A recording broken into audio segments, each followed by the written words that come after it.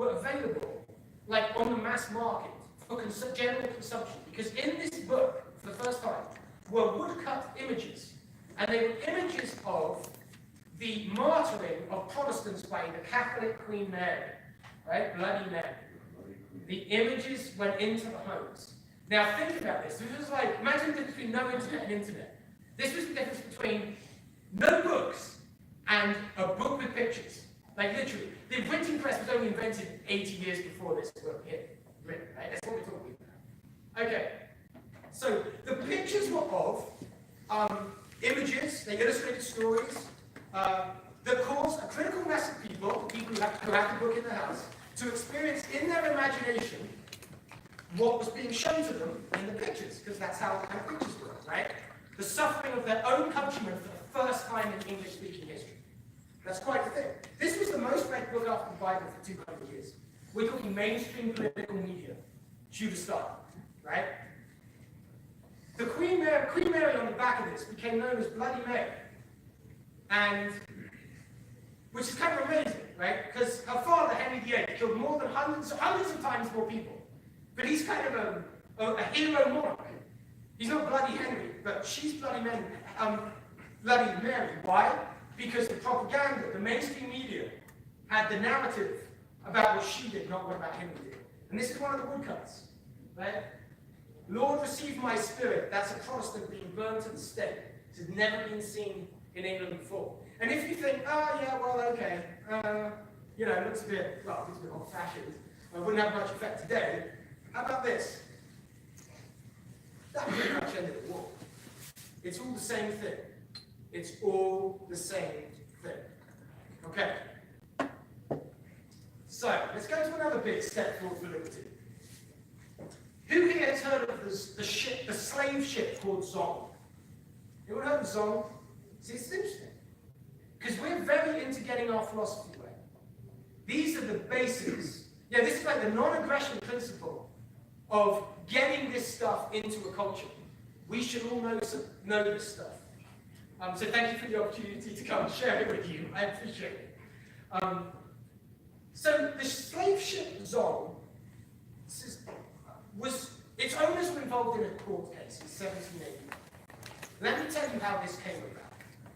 They were shipping their slaves, I think, to Jamaica.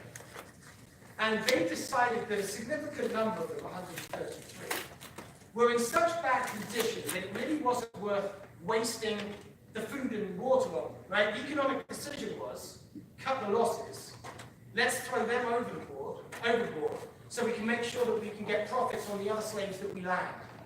Are you with me? So that's what the owners did. They threw them overboard, and they all died. And so the owners of the slave ship had an insurance policy. They insured you, you're all going to have your contents insurance, right? They insure your goods. So they went to claim for the defunct slaves, it's only property after all, on their insurance policy, because the slaves didn't make it, right? So that was covered. The insurance company said it wasn't covered, because they didn't jump, and they didn't die on board, which are insurable losses, out of the control of the management. Throwing slaves overboard is a management decision. We don't cover management decisions, sir. So it went to court.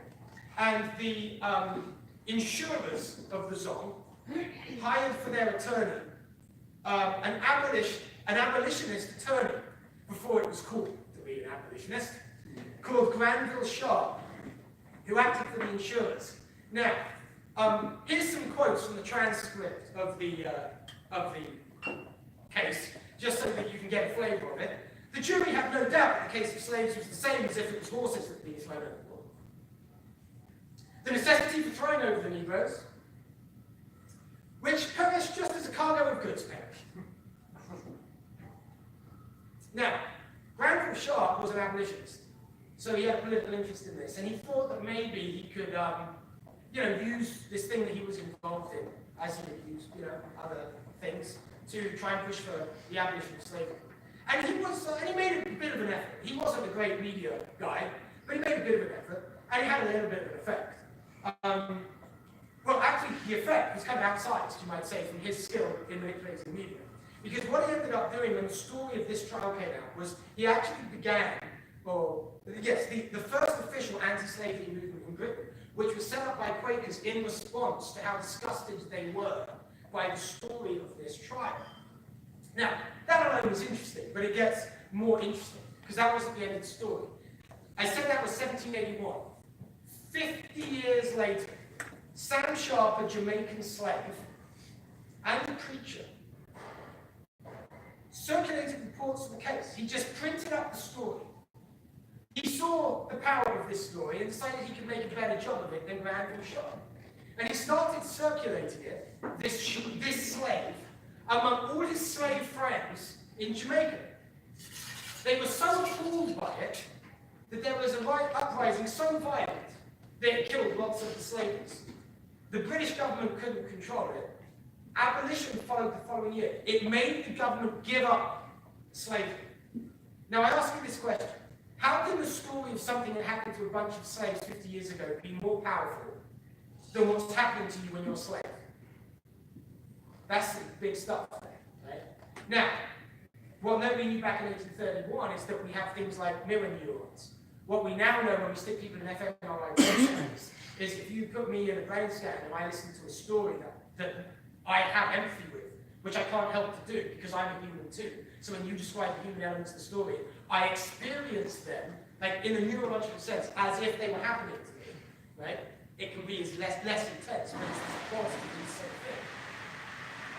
They didn't know that then, but we know that now, so we know why this works. And if you think, well, Robin, that's not quite enough justification to explain why slaves would be more disgusted by the story of other slaves than what's happening to them, I ask you to consider this for your homework, that you might have been in a relationship that has been abusive, or that you look back on it once you finally got out of it, that you knew you should have left it 3, 5, 7 years before.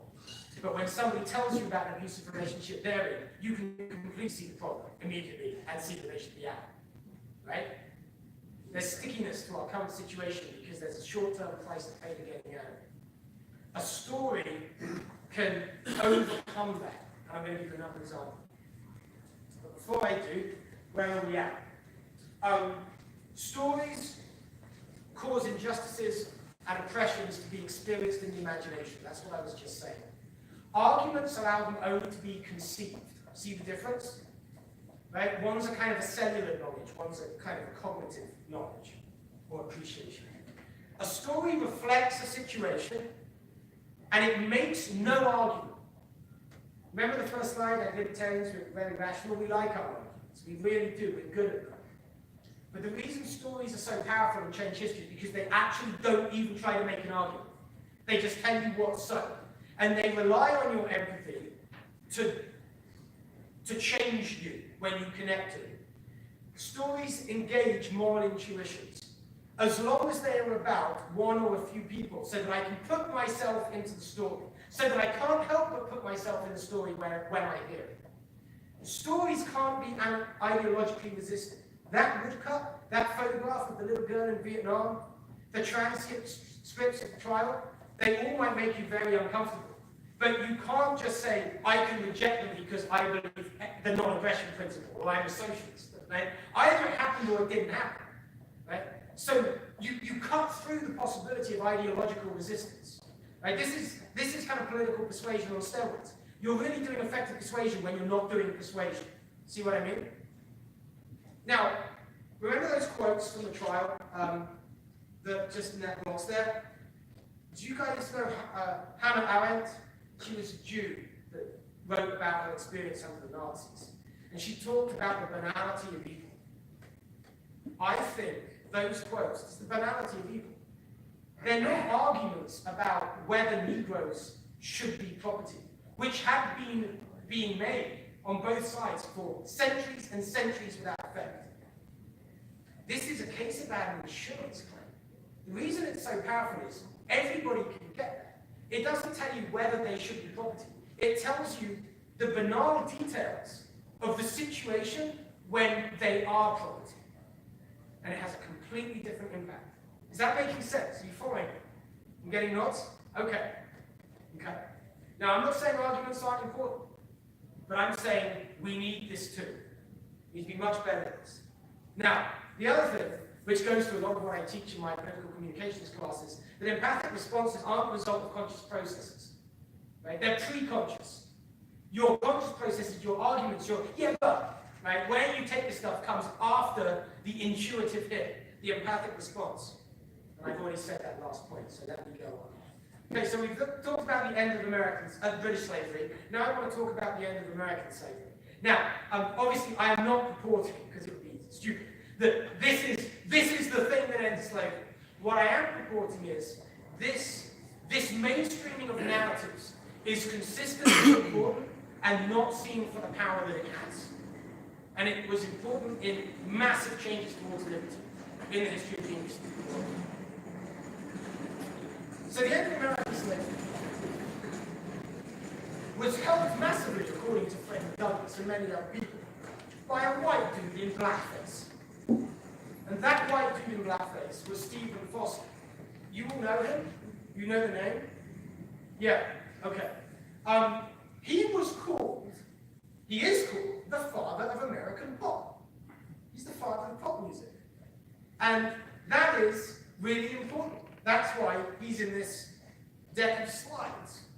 This minstrel wrote My Old Kentucky Home, in which he humanized slaves for the first time. In other words, he enabled people listening to his songs to empathize with slaves as people, not property. That hadn't been done in mainstream culture. In mainstream culture, because Old Kentucky Home was being sung by millions of Southerners across America. Said Frederick Douglass, these are heart songs, and the finest feelings of human nature are expressed in them.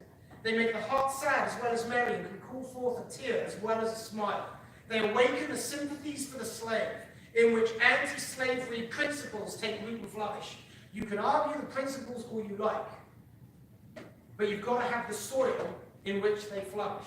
And most of the art of political persuasion is finding what that soil is for the people you're trying to persuade. That might be one-on-one on a doorstep, or it might be an entire demographic. Maybe that you're trying to get to vote for a candidate.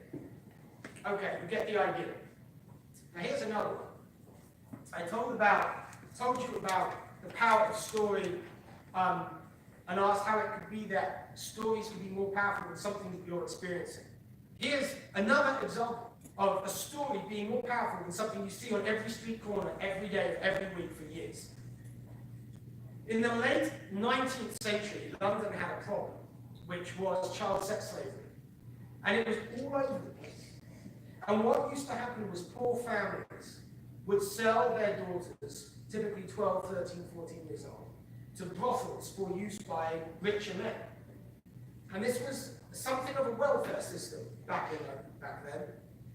And everybody knew it was going on, because the brothels, you could just walk into them.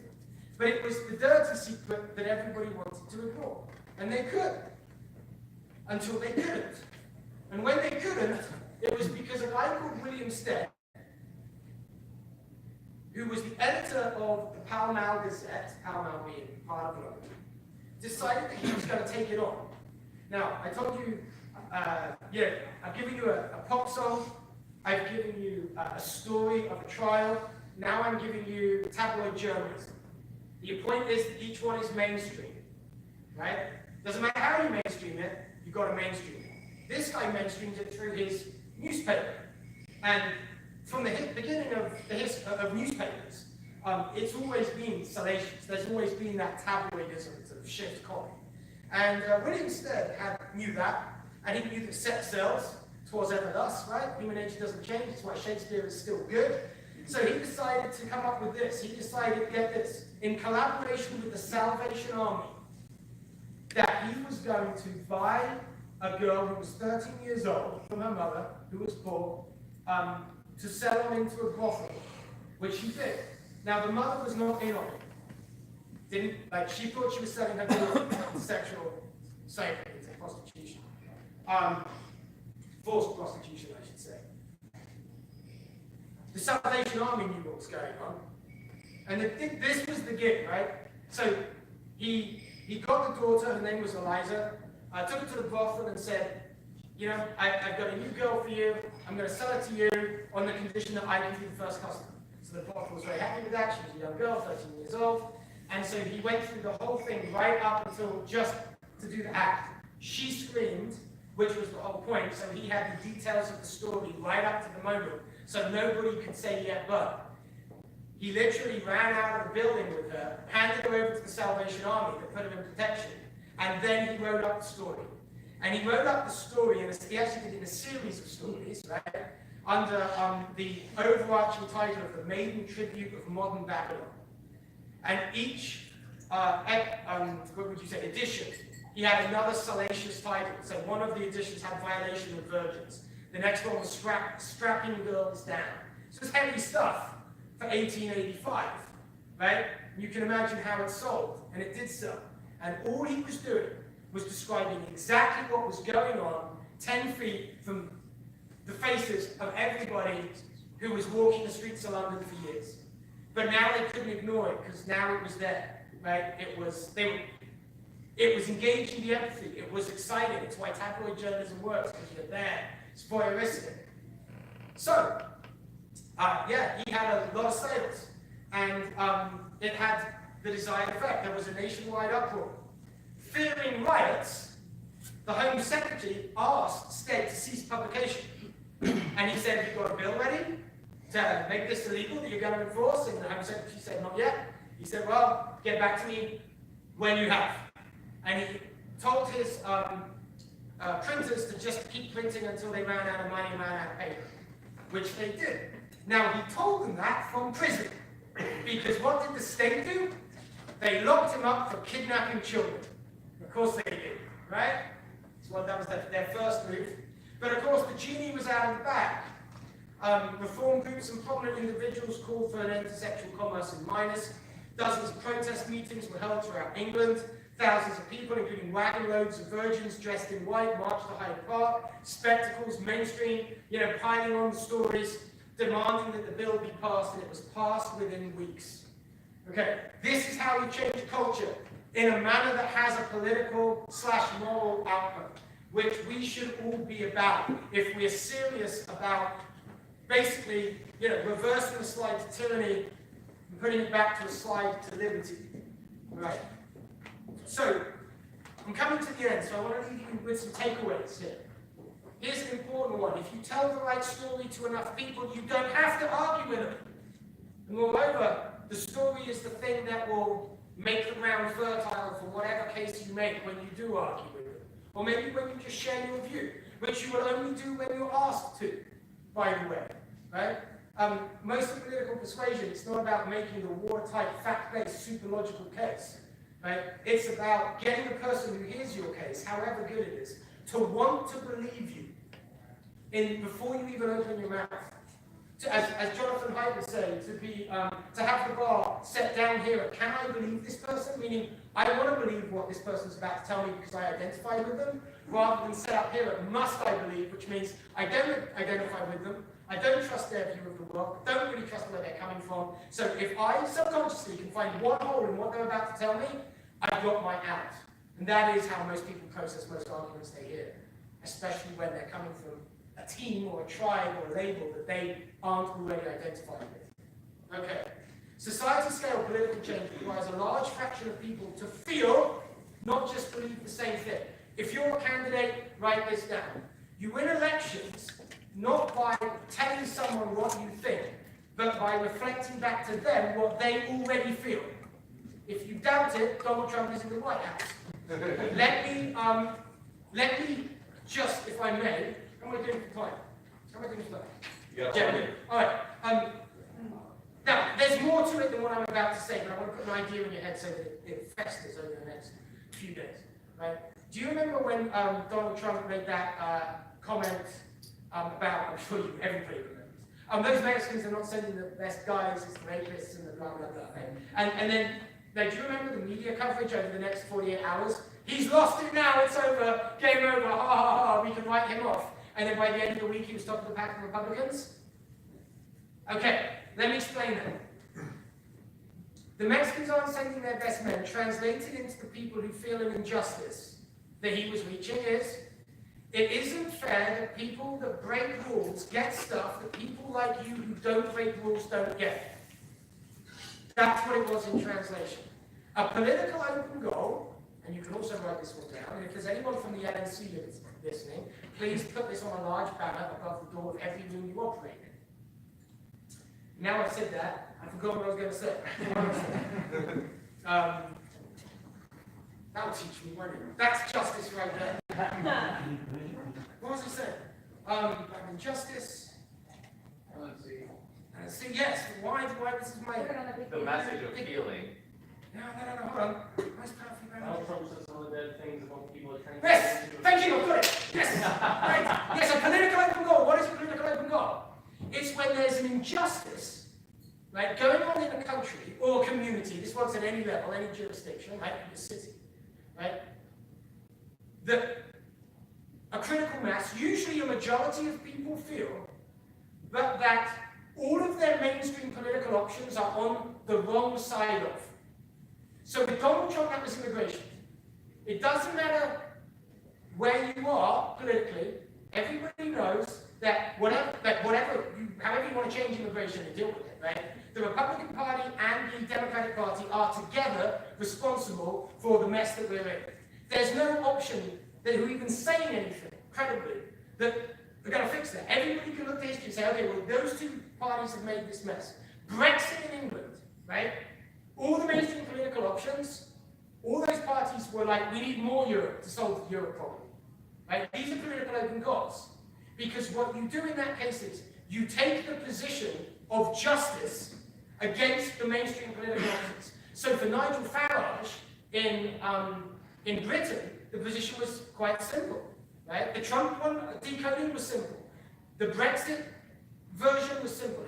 It just isn't fair that people that you can't vote out are making laws that change your lives. See how there's no even steps in the argument. It's so obvious.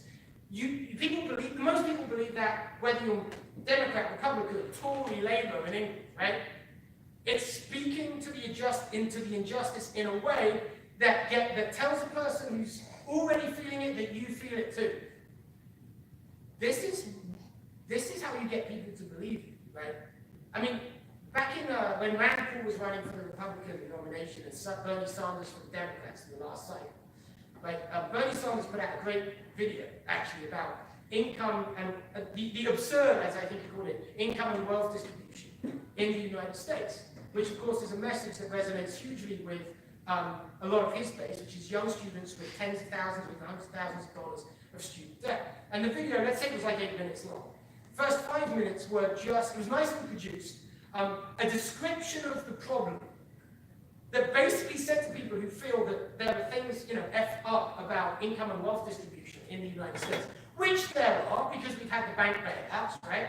And we've got a student education finance system, right? It's a gift to intellects. It's a gift to capitalists. Like if you want an example of going anti-free market that has the opposite of the good intentions, look at student loans, right? It's a gift for any people who share our philosophy. It would have been a gift for Rand Paul, but Bernie Sanders made the video that described the problem. And because he was the guy that described the problem, the human reaction is, right, whatever his solution is, that's the one I'm going with. Right? So then the last 3 minutes of his 8-minute video, his solution to the problem, were a bunch of solutions that we all know in this room are going to make everything worse. Now, Rand Paul could have written, or any one of us, could have made the same video, first 5 minutes, but put our solutions at the back end, right? And we could be as successful as Sanders. Just like Ron Paul was successful. Why was it that Ron Paul was filling those stadiums with tens of thousands of young people? He was the cultural change. He was the 60s all over again, right? But the heir to that wasn't his son, wasn't Rand Paul with a similar philosophy. It was Bernie Sanders. I mean, demographically, culturally, right? Ron Paul was replaced with Bernie Sanders, right? That's because of this. We've got to get this right? Now, I say because of this. Going back to Nigel Farage, how do you get people to identify with you? Well, often culturally, not politically. If, culture precedes politics. Everybody knew, the pundits, the political class, that UKIP, Nigel Farage's pro-Brexit party wasn't going to do anything, interesting in the European elections, wasn't going to sway enough people to get Brexit. Why? Because the politics of UKIP are kind of broadly centre-right. If you actually search through their website, probably not now, back when Nigel Farage ran it, you would see that they call themselves a small L, small d, libertarian democratic party. Centre-right, basically. And some of the pundits said, well, the working class, all those northern votes, right, blue-collar votes up north, which kind of equivalent to blue-collar in Ohio, Indiana, Pennsylvania, Michigan, these kind of places. These people vote Labour. They vote Democrat, actually. They always vote Labour. Right? Labour politics are left-wing politics. They're socialist politics. These people aren't going to jump politically to UKIP, to a party that is pro-Brexit, and therefore to the Brexit that this right-wing party is pushing, because that was the only party pushing it. Did they jump? Yeah, they jumped. Yes, they jumped. Why? Because there was a cultural identification. Because when Nigel Farage made the case, it just isn't fair that people can make laws that you can't vote out, and they live in Brussels and you're English and they've never even visited England. It's a damn simple case, didn't take an argument. He was usually making the case with a beer in one hand and a cigarette in another, leaning against the bar, which is culturally exactly what those voters identify with. People don't shift their vote in policy. I'm sorry, it's not policy. How many people do you think who voted for Trump to put him in the White House? When, you know what, I'm going to check out the website of this Trump guy and see how many of his 12 platforms I'm actually in agreement with. Well, it's actually 9, that's great. I would agree with him on the majority of things, so I'm going to vote for Trump. That's not how he got in. Policy, of course, it's important. Of course, we've got to be true to our principles when it comes to policy, because the whole point of winning is to enact policy. I'm not saying you ever sacrifice good policy, and you never sacrifice principles for good messaging. But the best messaging goes to the core principle, which resonates with everybody at the most human level, unmediated by political ideology. And we've got to get that right, because there are political open goals. They come and they go in towns and cities, counties, states across America, and America itself.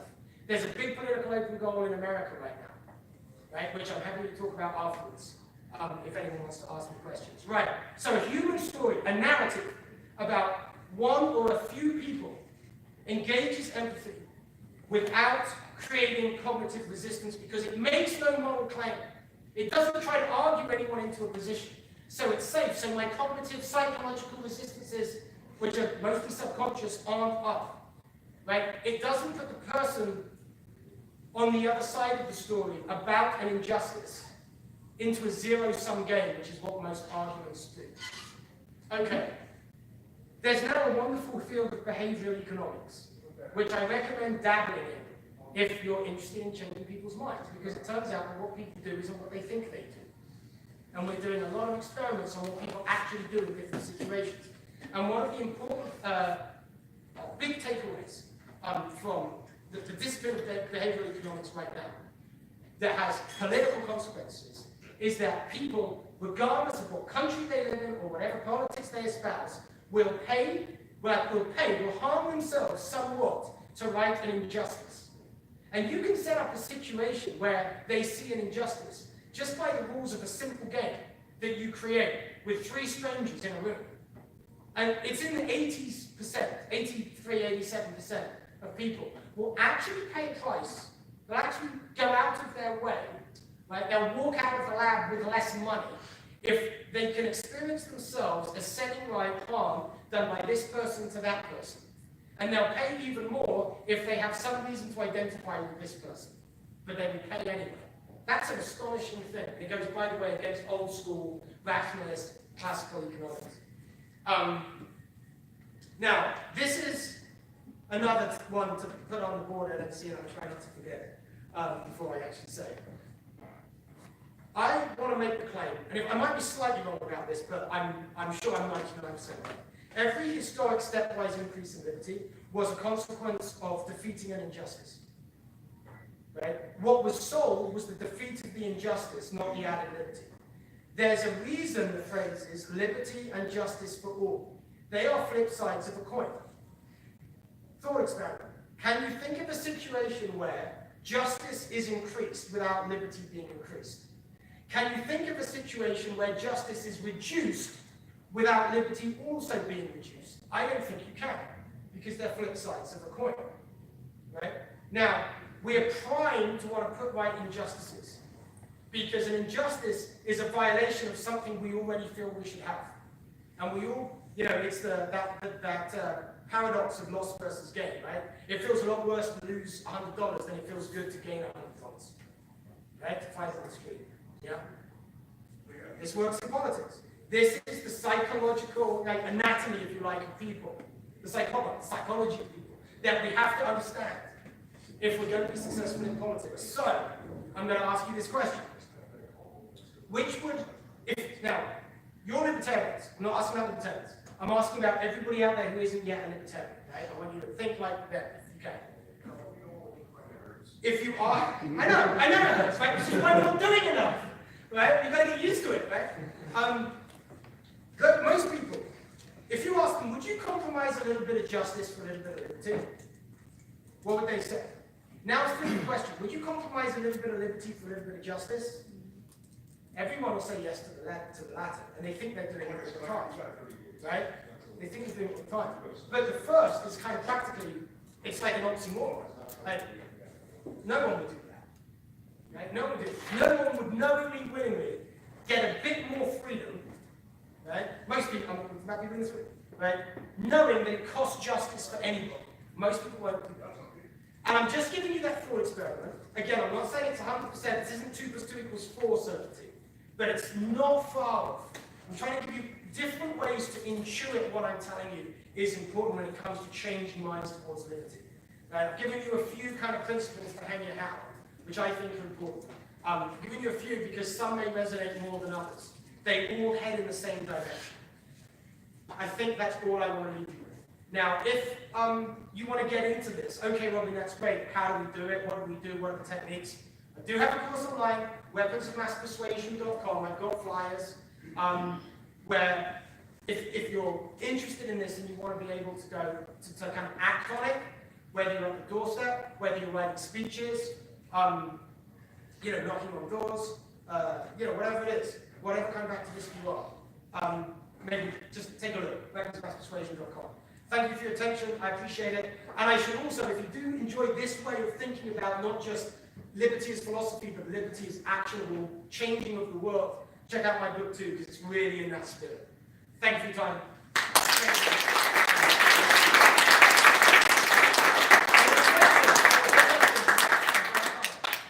Absolutely, thank you. Sir, Joe. I can hear you anyway. Okay, so I don't think you did yourself justice by talking about your program here.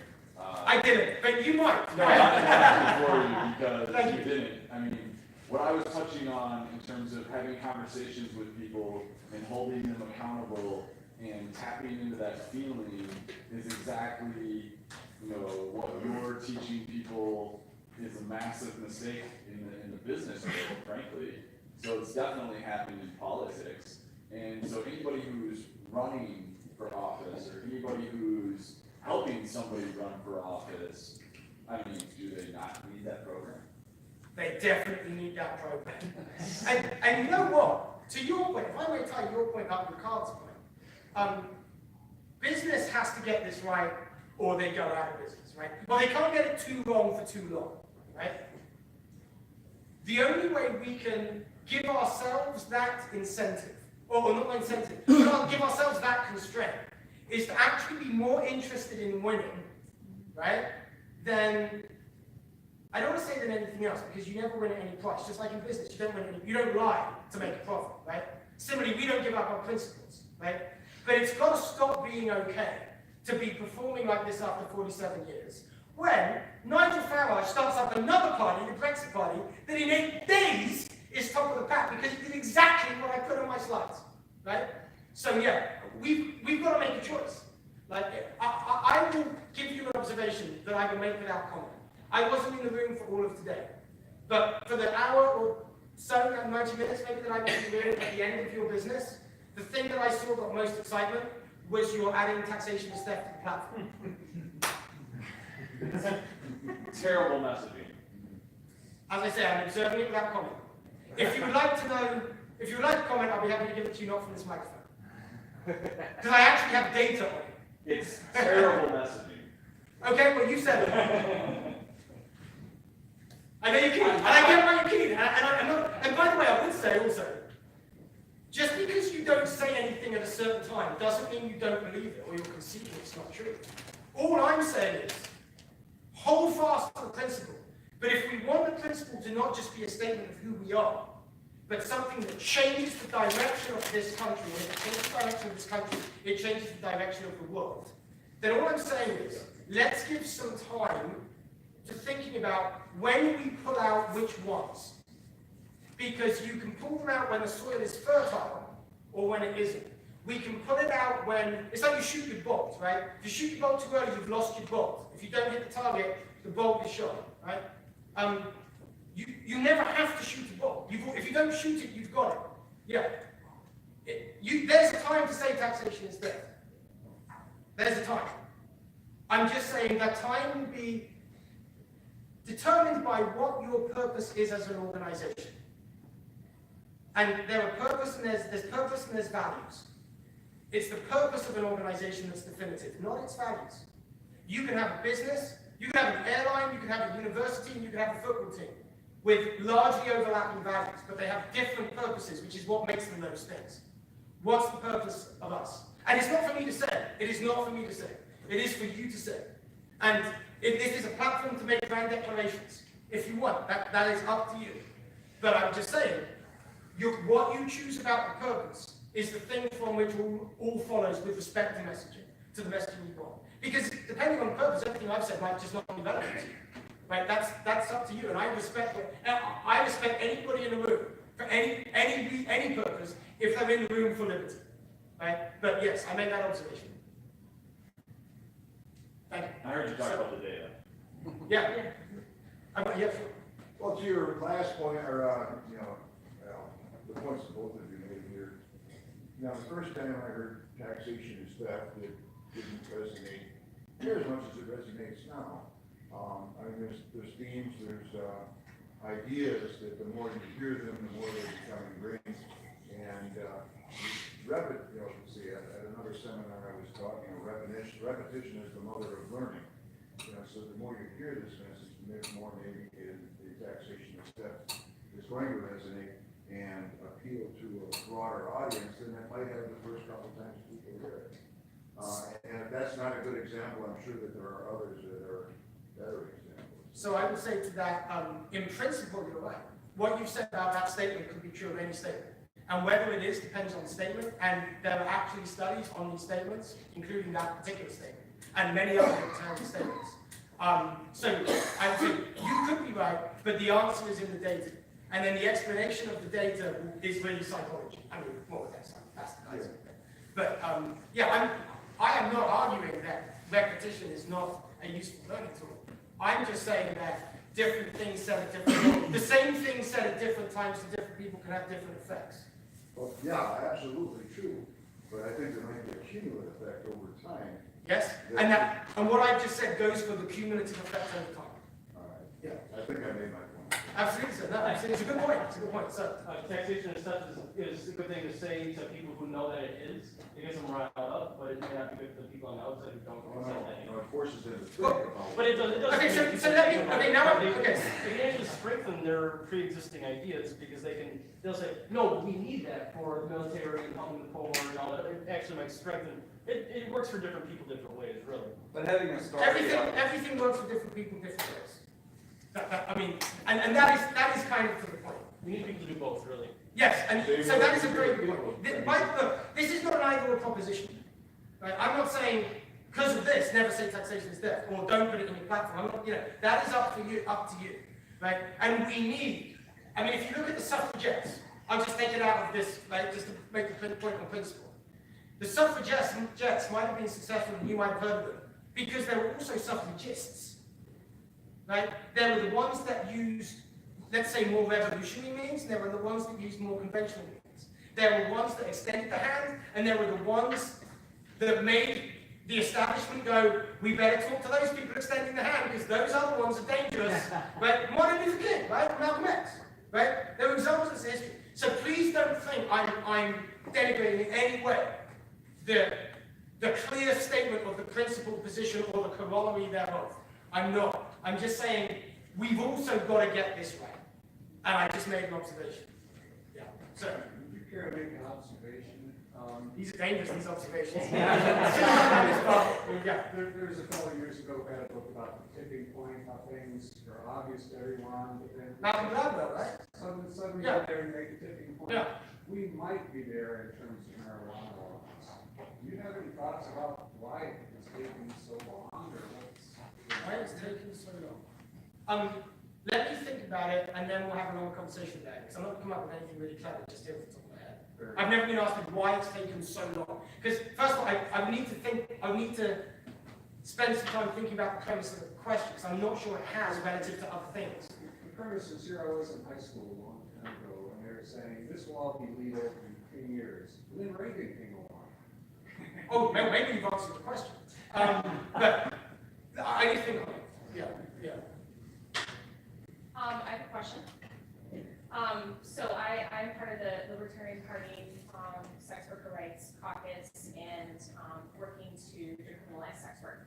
So one of the biggest obstacles that we're facing and have been discussing and trying to figure out how to get this out there is how do you get people to align, empathize with a regular woman who decides to do this, a successful woman, a woman that's making a decent amount of money, she's not living in squalor. How do you get people to empathize with that and align with that and say that this is okay and I support this? So again, I would want to go and think about it. But the first thing that comes to my head is I would find a mother. First thing I would do is find a mother with a daughter.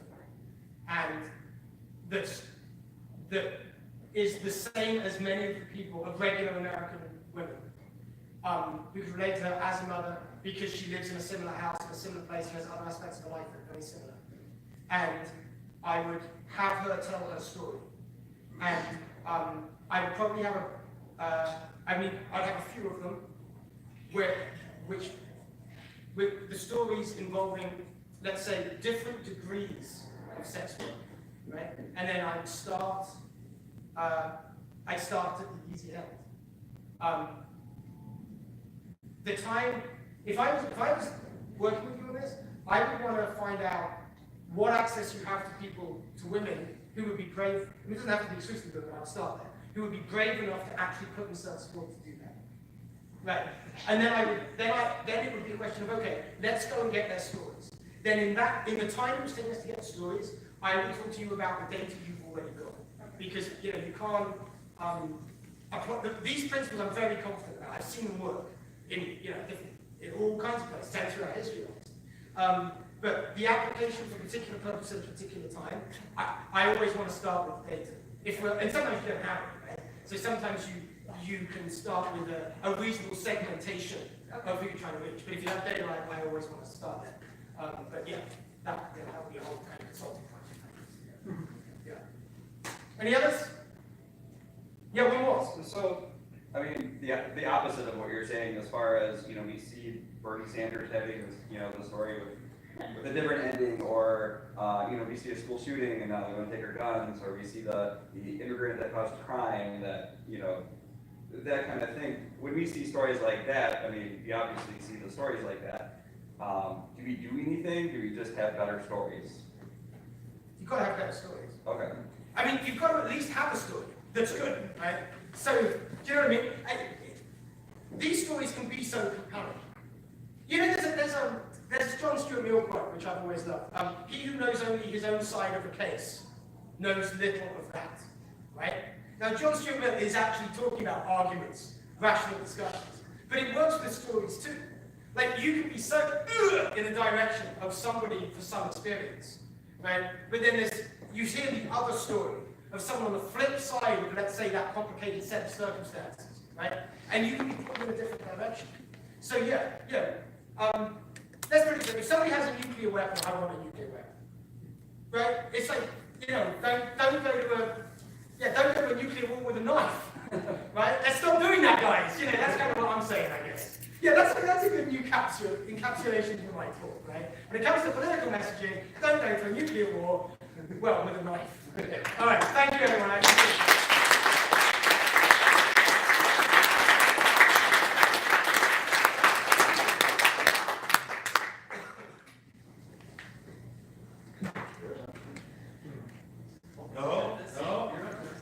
Live streaming because I'm not seeing it on mine. We have